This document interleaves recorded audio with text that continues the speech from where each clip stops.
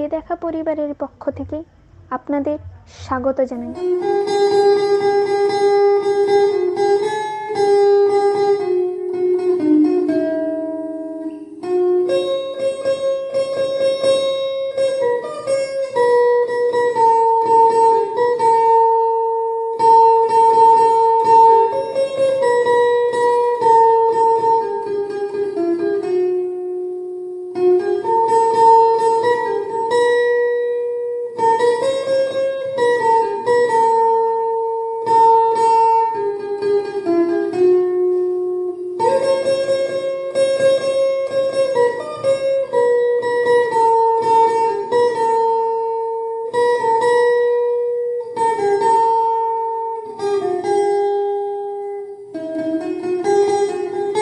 স্বাধীনতা দিবস। স্বাধীনতার পর কেটে গেছে কত কাল, এসেছে নতুন যুগ, বদলেছে হালচাল। ভারত, কে না ভালোবাসে তার নিজের দেশকে? গৌরবময় ও ঐতিহ্যময় আমাদের দেশ ভারতবর্ষ। জাতি, ধর্ম, বর্ণ নির্বিশেষে নিয়ে তৈরি আমাদের দেশ ভারতবর্ষ। ভারত জননী অর্থাৎ আমাদের ধাত্রীমা দীর্ঘ 200 বছরের পরাধীনতার নাগপাশ ছিন্ন করে 1947 খ্রিস্টাব্দের 15ই আগস্ট এলো সেই বহুকাঙ্ক্ষিত স্বাধীনতা। স্বাধীনতার সূর্য আবার উদিত হলো ভারত আকাশে। উড্ডীয়মান হলো আমাদের দেশের ত্রিবর্ণরঞ্জিত জাতীয় পতাকা। জাতির জীবনে সূচনা হলো এক গৌরবোজ্জ্বল অধ্যায়ের। আজ ভারতের 74তম স্বাধীনতা দিবস। আমরা যে আজ 74তম স্বাধীনতা দিবস পালন করছি, তার সবটুকুই আমাদের দেশের মহান বীর বিপ্লবীদের জন্য। এই দিনটিতে সারা দেশে স্থানীয় প্রশাসন স্বাধীনতা দিবস উপলক্ষে জাতীয় পতাকা উত্তোলনের অনুষ্ঠান করে থাকেন। দেশের প্রধান অনুষ্ঠানটি অনুষ্ঠিত হয় দিল্লির লালকেল্লায়। ভারতের প্রধানমন্ত্রী সেখানে জাতির উদ্দেশ্যে ভাষণ দেন। সেই সঙ্গে শ্রদ্ধা জানানো হয় সেই সব শহীদদের যারা অক্লান্ত পরিশ্রম, নিষ্ঠা ও শরীরের শেষ রক্তবিন্দু দিয়ে ভারতের স্বাধীনতা এনেছিলেন। দেখিয়া তোমার বরণ গর্বিত এ ভুবন, ছাড়িয়া শত রং 3 রঙে রাঙিয়েছ নিজেরে। শিরেতে করিছ ধারণ ত্যাগের প্রতীক গেরুয়া আভূষণ। শান্তির বাণী হৃদয় লয়ে বিশ্বাসের ভিত দিলে গড়ে। দেশের গৌরব কর প্রকাশ বিশ্ব মাঝারে। শস্য শ্যামলা বসুন্ধরা মুখরিত আজ তোমারই কোলে পড়ে। হ্যাঁ, আপনি ঠিক ধরেছেন, আমি সেই ত্রিরঙ্গা দৃষ্টি নান্দনিক পতাকার কথা বলছি, যা বিশ্বের দরবারে ভারতের প্রতিনিধিত্ব করে আসছে দীর্ঘ 75 বছর ধরে। 1947 সালের 22শে জুলাই গণপরিষদের একটি অধিবেশনে এই পতাকার বর্তমান রূপটি ভারত অধিরাজ্যের সরকারি পতাকা হিসেবে গৃহীত হয়েছিল। পরবর্তীকালে এটি ভারতীয় প্রজাতন্ত্রের জাতীয় পতাকার মর্যাদা লাভ করে। পিঙ্গালি ভেঙ্কাইয়াকৃত ভারতীয় জাতীয় কংগ্রেসের স্বরাজ পতাকার ভিত্তিতেই এই পতাকাটির নকশা প্রস্তুত করা হয়েছিল। 19বিংশ শতাব্দীতে ভারত ছিল ব্রিটিশ শাসনাধীন। ভারতের স্বাধীনতা আন্দোলন শুরু হওয়ার আগে বিভিন্ন দেশীয় রাজ্যের শাসকেরা ভিন্ন ভিন্ন নকশার একাধিক পতাকা ব্যবহার করতেন।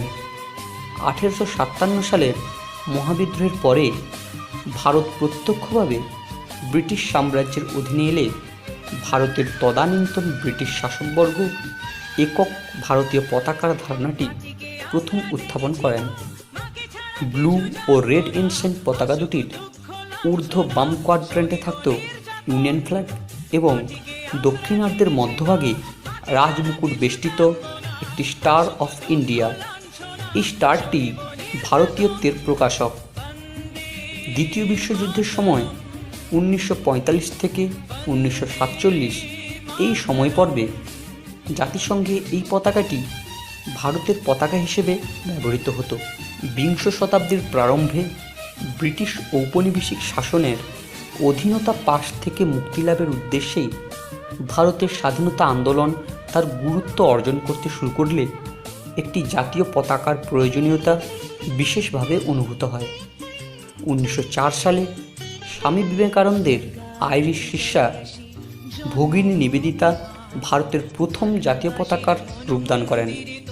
1906 সালের 7 আগস্ট কলকাতার পার্সিবাগান স্কোয়ারে বঙ্গভঙ্গ বিরোধী এক সভায় প্রথম ত্রিবর্ণ রঞ্জিত পতাকা উত্তোলিত হয়। এই পতাকা উত্তোলন করেন শচীন্দ্র প্রসাদ বসু। পতাকাটি কলকাতা পতাকা নামে পরিচিত হয়। এই পতাকায় উপরে, মধ্যে ও নিচে যথাক্রমে কমলা, হলুদ ও সবুজ রঙের 3টি আনুভূমিক ডোরা ছিল। উপরের ডোরায় 8টি অর্ধ প্রস্ফুটিত পদ্ম এবং নিচের ডোরায় সূর্য ও অর্ধচন্দ্র অঙ্কিত ছিল। মাঝে দেবনাগরী হরফে লিখিত ছিল বন্দে মাতরম এই কথাটি। 1907 সালের 22 জুলাই জার্মানির স্টুটগার্ট শহরে ভিখাজি কামা অন্য একটি ত্রিবর্ণ রঞ্জিত পতাকা উত্তোলন করেন। এই পতাকার উপরে ছিল সবুজ, মধ্যে গেরুয়া এবং নিচে লাল রং। সবুজ রং ছিল ইসলামের প্রতীক ও গেরুয়া হিন্দু ও বৌদ্ধ ধর্মের প্রতীক। প্রথম বিশ্বযুদ্ধ ছড়িয়ে পড়লে বার্লিন কমিটিতে ভারতের বিপ্লবীরা এই পতাকাটি গ্রহণ করেন।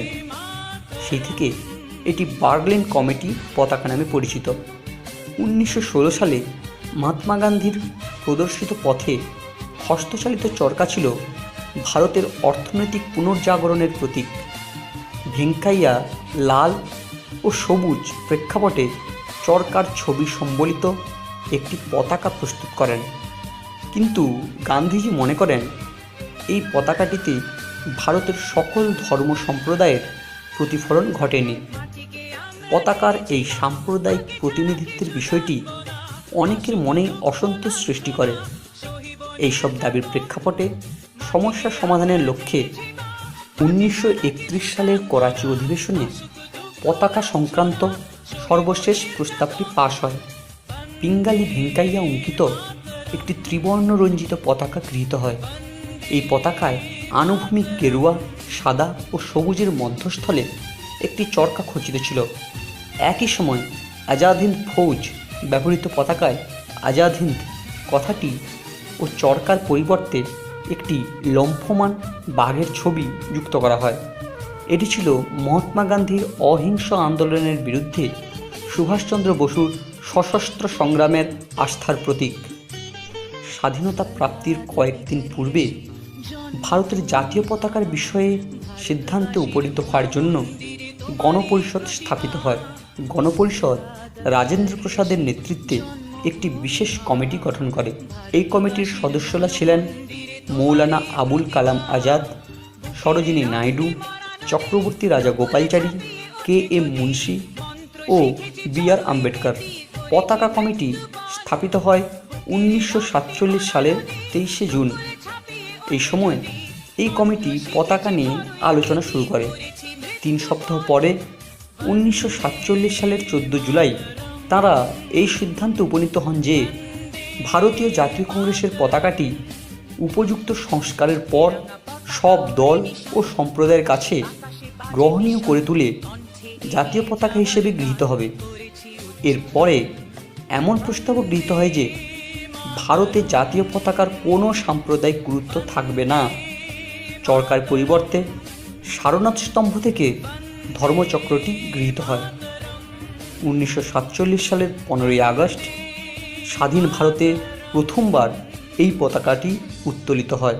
পরাধীনতার শিকল করিয়া মোচন, পাই মুক্তির আশ্বাস। পাতায় পাতায় স্বর্ণাক্ষরে লেখা আছে স্বাধীনতা সংগ্রামের ইতিহাস। ব্রিটিশদের নৃশংস অত্যাচারের বিরুদ্ধে ভারতীয়দের প্রথম সর্ববৃহৎ বিদ্রোহ ছিল 1857 সালের মহাবিদ্রোহ, যাকে আমরা সিপাই বিদ্রোহ নামে জানি। মঙ্গল পাণ্ডের নেতৃত্বে 1857 খ্রিস্টাব্দের 29শে মার্চ ব্যারাকপুর থেকে শুরু হয় এই আন্দোলন। থিওজফিক্যাল সোসাইটির কিছু সদস্য দাদাভাই নৌরজি, অক্টাভিয়ান হিউম, উমেশচন্দ্র বন্দ্যোপাধ্যায়, সুরেন্দ্রনাথ বন্দ্যোপাধ্যায়, মহাদেব গোবিন্দ রানাডে প্রমুখেরা 1885 সালে ভারতীয় জাতীয় কংগ্রেস প্রতিষ্ঠা করেন। পরবর্তী সময়ে এই জাতীয় কংগ্রেসের হাত ধরে শুরু হয় স্বাধীনতা আন্দোলনের পথ চলা। 1905 খ্রিস্টাব্দের 16 অক্টোবর লর্ড কার্জন বঙ্গভঙ্গ আইন কার্যকর করানোর পরেই ভারতীয় জাতীয় কংগ্রেসের নেতৃত্বে বঙ্গভঙ্গ আন্দোলনের সূত্রপাত ঘটে। সেই আন্দোলনের সঙ্গেই সূচনা ঘটে স্বদেশী আন্দোলনের, বয়কট আন্দোলনের। তীব্র রাজনৈতিক প্রতিবাদে 1911 সালে বিহার ও ওড়িশা পুনরায় বাংলার অন্তর্ভুক্ত হয়। 1885 থেকে 1914 সাল পর্যন্ত জাতীয় কংগ্রেসের আদি পর্ব শেষ হতেই এই জাতীয় কংগ্রেস দুটি ভাগে বিভক্ত হয়ে চরমপন্থী ও নরমপন্থীতে রূপান্তরিত হয়। 1919 সালে পাঞ্জাবের অমৃতসরে ইংরেজদের পূর্ব পরিকল্পিত মর্মান্তিক জালিয়ানওয়ালাবাগের হত্যাকাণ্ড ইতিহাস সাক্ষী। রবীন্দ্রনাথ ঠাকুর এই চরম নিন্দনীয় ঘটনার প্রতিবাদে ইংরেজদের দেওয়া নাইটহুড উপাধি ত্যাগ করেন।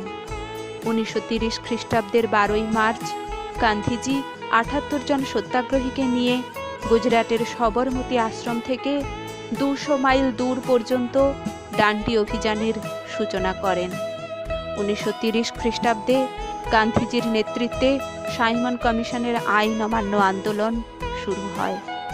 মাস্টারদা সূর্য সেনের নেতৃত্বে 14 এপ্রিল চট্টগ্রামের অস্ত্রাগার লুণ্ঠন করা হয়েছিল, যেখানে মাস্টারদার সহযোগী গণেশ ঘোষ, নির্মল সেন, হরিগোপাল বর, প্রীতিলতা ওয়াদ্দেদার সহ 65 জন বিপ্লবী পুলিশের সঙ্গে গোলাগুলিতে শহীদ হন। ভারতীয় স্বাধীনতা সংগ্রামের ইতিহাসে শ্বেতাঙ্গ বিরোধী মনোভাবের বহিঃপ্রকাশের ফলস্বরূপ 1942 খ্রিস্টাব্দে ভারত ছাড়ো আন্দোলনের সূচনা হয়। অপরদিকে সিঙ্গাপুর থেকে নেতাজি সুভাষচন্দ্র বসুর দিল্লি চলো আহ্বান নতুন উন্মাদনার সৃষ্টি করে। আজাদ হিন্দ ফৌজ জাপানি সাহায্য নিয়ে ইংরেজ মুক্ত ভারত গড়ার জন্য অগ্রসর হয়। পরবর্তীতে জাপানি সেনাবাহিনী পিছু হটলে আজাদ হিন্দ ফৌজ পিছু হটতে বাধ্য হয়। আজাদ হিন্দ বাহিনীর পরাজয়ে ভারতের বাইরে মুক্তি সংগ্রাম স্তব্ধ হলেও তাদের দেশপ্রেম ও বীরত্ব ভারতীয় নৌসেনাকে উদ্ভূত করে। ফলে 1946-এর নৌবিদ্রোহের সূচনা ঘটে। এই আন্দোলন করাচি, মাদ্রাজ ও কলকাতার নাবিকদের মধ্যে ছড়িয়ে পড়ে, যার প্রভাবে ব্রিটিশ শাসকরা স্পষ্ট উপলব্ধি করতে পারে যে ভারতীয় জনগণ স্বাধীনতা লাভ করতে দৃঢ় সংকল্পবদ্ধ। প্রত্যেক ভারতবাসীর রক্তবিন্দুতে রয়েছে দেশপ্রেম। দেশকে পরাধীনতার হাত থেকে স্বাধীন করার জন্য আমাদের দেশের বীরপুত্রদের সাথে কাঁধে কাঁধ মিলিয়ে এগিয়ে এসেছিলেন বীরাঙ্গনারাও। এই বীর বিপ্লবীদের আত্মবলিদান আমাদের সকল ভারতবাসীর কাছে চিরস্মরণীয় হয়ে থাকবে। হাসি হাসি পরব ফাঁসি দেখবে ভারতবাসী, আমি হাসি হাসি পরব ফাঁসি দেখবে ভারতবাসী, একবার বিদায় দে মা ঘুরে আসি। 1889 খ্রিস্টাব্দের শেষের দিকে মেদিনীপুর জেলা থেকে এক মহান বিপ্লবীর জীবনাভিষেক ঘটে। খুব অল্প বয়স থেকেই তার মধ্যে গড়ে ওঠে দেশের প্রতি ভালোবাসা ও দেশাত্মবোধ। তিনি মহান বিপ্লবী ক্ষুদিরাম বোস। 15 বছর বয়সেই অনুশীলন সমিতির একজন স্বেচ্ছাসেবী হয়ে ওঠেন। এই অল্প বয়সেই ক্ষুদিরাম তার বৈপ্লবিক কার্যকলাপের জন্য সবার চোখে জনপ্রিয়তা অর্জন করেন। যুগান্তর গোষ্ঠী থেকে দায়িত্বভার গ্রহণ করে প্রফুল্ল চাকির সঙ্গে ক্ষুদিরাম বোস বিচারক ম্যাজিস্ট্রেট কিংসফোর্ডকে হত্যা করার চেষ্টা করেও ব্যর্থ হন। ভুলবশত তারা দুজন ইংরেজ মহিলাকে বোমা ছুড়ে হত্যা করেন। এই ঘটনার সাজা হিসেবে আদালতে তার মৃত্যুদণ্ডপ্রাপ্ত হয় এবং সেই সঙ্গে এই মহান বিপ্লবীর বৈপ্লবিক সত্তার জীবনাবসান ঘটে। ভারতীয় উপমহাদেশে ব্রিটিশ বিরোধী স্বাধীনতা আন্দোলনে একজন পুরোধা ও অগ্নিযুগের বিপ্লবী ছিলেন ভগৎ সিং। পরিবারের সদস্যরা প্রথম থেকেই ব্রিটিশ বিরোধী আন্দোলনের সঙ্গে যুক্ত ছিলেন, ফলে তার মধ্যে ছোটবেলা থেকেই ব্রিটিশ বিরোধী সত্তা জেগে ওঠে। একাধিক বিপ্লবী সংগঠনের সঙ্গে যুক্ত ছিলেন ভগৎ সিং। হিন্দুস্তান রিপাবলিকান অ্যাসোসিয়েশনের সঙ্গে যুক্ত হওয়ার কিছুদিনের মধ্যেই তার কর্মদক্ষতা, মেধা, জ্ঞান ও নেতৃত্ব দানের জন্য সংগঠনের নেতা হিসেবে নির্বাচিত হন। পরে এই সংগঠনটিকে রূপান্তরিত করে হিন্দুস্তান সোশ্যালিস্ট রিপাবলিকান অ্যাসোসিয়েশন গঠন করেন। মাত্র 13 বছর বয়সে ভগৎ সিং মহাত্মা গান্ধীর অসহযোগ আন্দোলনে যোগ দেন। জেলে ভারতীয় ও ব্রিটিশ বন্দীদের সমান অধিকারের দাবিতে টানা 64 দিন অনশন চালিয়ে সমর্থন আদায় করেন ভগৎ সিং। এই সময় প্রকাশ্যে ব্রিটিশ রাজশক্তির বিরোধিতায় সরকারি স্কুল বই ও বিলিতি ইউনিফর্ম পুড়িয়ে দেন।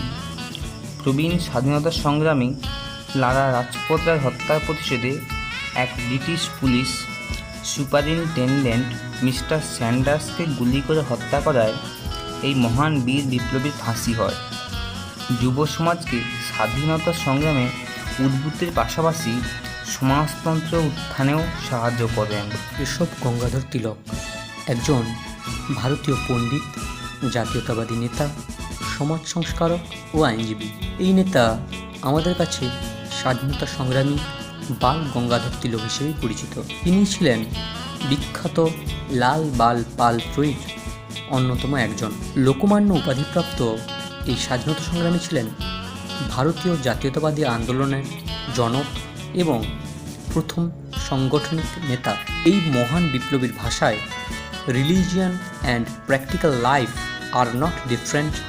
The real spirit is to make the country your family instead of working only for our own.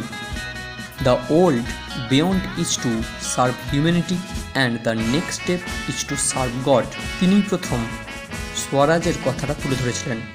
তিনি বলেছিলেন, swaraj is my birth right and I shall have it. 1890-এর দিকে তিলক রাজনৈতিক কর্মকাণ্ডে যুক্ত হয়ে ব্রিটিশ শাসন থেকে মুক্ত ভারতীয় ন্যায় ও শাসনের প্রতিষ্ঠার দাবিতেই তিনি তার দীর্ঘ রাজনৈতিক জীবন অতিবাহিত করেছিলেন। তাকে মহাত্মা গান্ধী বলেছিলেন, he is the maker of modern India. ভারতের স্বাধীনতা আন্দোলনের একজন অগ্রগামী ব্যক্তিত্ব এবং সত্যাগ্রহ আন্দোলনের প্রতিষ্ঠাতা মোহনদাস করমচাঁদ গান্ধী এই মহান দেশপ্রেমিক ভারতীয় জাতীয় কংগ্রেসের নেতৃত্বে আসার পর সমগ্র ভারতের দারিদ্র দূরীকরণ, নারী স্বাধীনতা, বিভিন্ন জাতিগোষ্ঠীর মধ্যে ভ্রাতৃত্ব প্রতিষ্ঠা, বর্ণ বৈষম্য দূরীকরণ প্রভৃতি বিভিন্ন বিষয়ে প্রচার শুরু করেন। 1930 খ্রিস্টাব্দে গান্ধীজি 200 মাইল দীর্ঘ দান্ডি অভিযানের নেতৃত্ব দেন, যা 1942-এর ভারত ছাড়ো আন্দোলনেরও সূত্রপাত ঘটায়। ইংরেজ সরকারের বিরোধিতায় সব মিলিয়ে 13 বার তিনি কারারুদ্ধ হন। তবুও তার দেশপ্রেম ও দেশের প্রতি শ্রদ্ধা কোনো দিনও কমেনি। স্বাধীনতার পর 1948 সালের 30শে জানুয়ারি নাথুরাম গডসে নামক এক চরমপন্থীর হাতে তার হত্যা হয়। সেই সঙ্গে এই মহান বিপ্লবী বৈপ্লবিক সত্তার জীবনাবসান ঘটে। ভারতবর্ষে ব্রিটিশ বিরোধী স্বাধীনতা আন্দোলনে বাঙালি বিপ্লবী ছিলেন মাস্টারদা সূর্য সেন। তৎকালীন ব্রিটিশ বিরোধী সশস্ত্র আন্দোলনে সক্রিয়ভাবে অংশগ্রহণ করেন।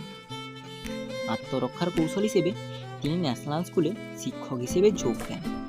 সবার কাছে মাস্টারদা খ্যাতি লাভ করেন, যিনি আমাদের কাছে মাস্টারদা সূর্য সেন নামে পরিচিত। কিছুদিন পরে অসহযোগ আন্দোলনে যোগ দেন। দেওয়ানবাজার এলাকায় সাম্যশ্রম আশ্রম প্রতিষ্ঠা করে কংগ্রেসের কাজ ও গোপনে বিপ্লবীদের কর্মকাণ্ড পরিচালনা করতে থাকেন। 1918 সালে চট্টগ্রামে পুনরায় ফিরে যুগান্ত দলকে প্রতিষ্ঠা করেন। বিপ্লবীরা ব্রিটিশ রাজত্বের অবসানের জন্য সংকল্প হয়। চট্টগ্রামের বিপ্লবীরা মাস্টারদার নেতৃত্বে সংবদ্ধ হয়। বিপ্লব পরিচালনার জন্য নগদ অর্থের প্রয়োজন, তাই তারা প্রাথমিক পদক্ষেপ হিসেবে আসাম বেঙ্গল রেলওয়ে কোষাগার লুণ্ঠন করে। মাস্টারদা ও অম্বিকা চক্রবর্তী দুজনেই গ্রেপ্তার হন। ছাড়া পাওয়ার কিছুদিন পর বিপ্লবীদের সংগঠিত করার কাজ শুরু করেন। চট্টগ্রামে ইন্ডিয়ান রিপাবলিক আর্মির শাখা গড়ে তোলেন। বিপ্লবী যতীন্দ্রনাথের মৃত্যুর প্রতিবাদে মিছিল ও সভায় মাস্টারদা কার্যক্রমের পরিকল্পনা বিপ্লবীদের সামনে তুলে ধরেন। ভারতীয় প্রজাতন্ত্র বাহিনী 1930 সালের 22 এপ্রিল পুলিশের সঙ্গে আন্দোলনের সময় 14 জন বিপ্লবী শহীদ হন। মাস্টারদা সহ তার সহকর্মীরা গোপনে একটি গ্রামে গিয়ে আশ্রয় নেন। তিনি ধরা পড়ে যান। 1933 সালের 14 আগস্ট 121 ধারা অনুযায়ী মাস্টারদা সহ তার সঙ্গীরা মৃত্যুদণ্ডে দণ্ডিত হয়। শেষ সময় তিনি সকলকেই বলে গিয়েছিলেন, আমার একটি সোনালী স্বপ্ন, স্বাধীনতার স্বপ্ন। প্রিয় কমরেড, এগিয়ে চলো, সাফল্য আমাদের সুনিশ্চিত।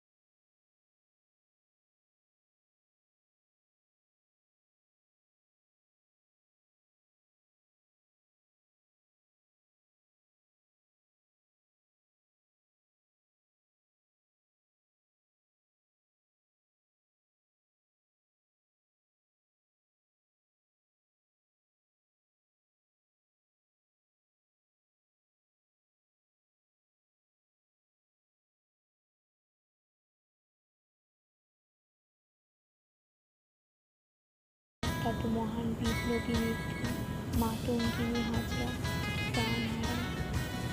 ঘন ধান্যে পুষ্পে ভরা আমাদের এই বসুন্ধরা, তাহার মাঝে আছে দেশ এক সকল দেশের সেরা। ও সে স্বপ্ন দিয়ে তৈরি সে দেশ স্মৃতি দিয়ে ঘেরা। এমন দেশটি কোথাও খুঁজে পাবে না সকল দেশের রানী সে যে আমার জন্মভূমি, সে যে আমার জন্মভূমি, সে যে আমার জন্মভূমি। সাহিত্যিকরা বিপ্লবীদের মতো সংগ্রাম না করতে পারলেও তারা হাতে হাত রেখে বসে থাকেনি। তারাও প্রতিবাদে সোচ্চার হয়ে উঠেছিলেন। তরুণ যুবকরা ছিল সমাজের মেরুদণ্ড। তারা চেয়েছিল যে যুবকদের মধ্যে স্বাধীনতা সত্তা জাগিয়ে তোলা।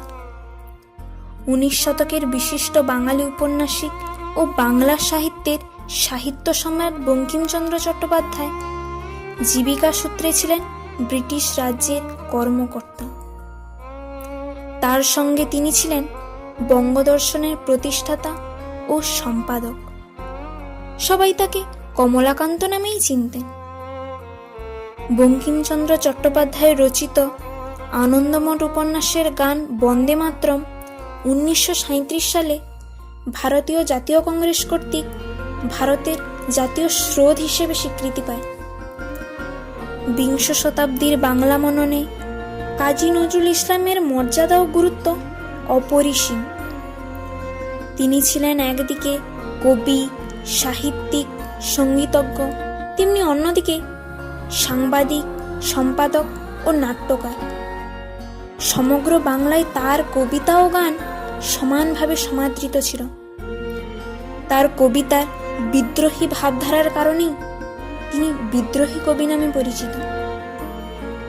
মানুষের ওপর মানুষের অত্যাচার, সামাজিক অনাচার, শোষণের বিরুদ্ধে প্রতিবাদী ছিল নজরুলের কবিতার বিষয়বস্তু। বাংলার প্রথম নোবেল প্রাপ্ত ও ইংরেজদের থেকে নাইটহুড উপাধি গৃহীত সাহিত্যিক, উপন্যাসিক, নাট্যকার, চিত্রকার, কবি, কণ্ঠশিল্পী, দার্শনিক ও স্বাধীনতা আন্দোলনের মুখপাত্র ছিলেন বিশ্বকবি রবীন্দ্রনাথ ঠাকুর। কবিগুরুর অন্যতম শ্রেষ্ঠ কীর্তি জনগণ মনোধিনায়ক জয় হে এবং আমার সোনার বাংলা আমি তোমায় ভালোবাসি। গান দুটি যথাক্রমে গণপ্রজাতান্ত্রিক ভারত ও বাংলাদেশের জাতীয় সঙ্গীত। বিশ্বভ্রাতৃত্বের প্রচারই ছিল তার মূল আদর্শ, যা হিন্দু মুসলমানদের রাখি বন্ধন অনুষ্ঠানের মাধ্যমে রূপায়িত করেন। কবিরা তাদের কলমের অগ্রভাগে প্রতিবাদের শিখা ফুটিয়ে তুলেছিলেন, যা অগণিত তরুণ যুবকদের অনুপ্রাণিত করে। ভিডিওটি শেষ পর্যন্ত দেখার জন্য ফিরে দেখা পরিবারের তরফ থেকে আন্তরিক ধন্যবাদ। বাড়িতে থাকুন,